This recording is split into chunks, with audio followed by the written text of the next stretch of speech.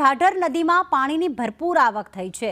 ઢાઢર કાંઠાના 12 ગામોને તંત્ર દ્વારા એલર્ટ કરવામાં આવ્યા। સંભોઈ ગામે પાણી ફરી વળતા બ્રિજ પાણીમાં ગરકાવ થયો તો બ્રિજ પર પાણી ફરી વળતા વાહન વ્યવહાર પણ બંધ કરવામાં આવ્યો। કરજણ તાલુકાના પાદરા તથા શહેરા સાથેનો સંપર્ક પણ ખોરવાયો છે।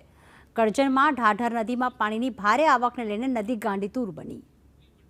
સુનિલ અમારી સાથે જોડાઈ ગયા છે। સુનિલ, કયા કયા ગામો એવા છે કે જેમને એલર્ટ પર મૂકવામાં આવ્યા છે અને શું કોઈનું સ્થળાંતર કરવામાં આવ્યું છે કે કેમ?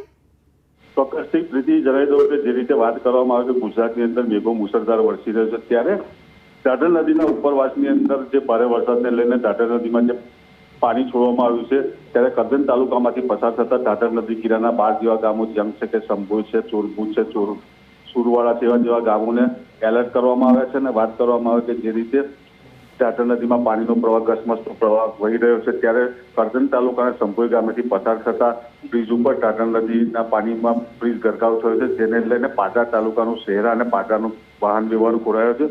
પરંતુ અત્યારે જે જળસપાટી છે તે નદીની બરોબર લેવલથી ચાલતી હોવાથી અત્યારે કોઈ સ્થળાંતર કરવામાં આવ્યું નથી, પરંતુ તંત્ર એલર્ટ મોડની અંદર ચોક્કસથી જોવા મળી રહ્યું છે। આભાર તમામ વિગતો માટે।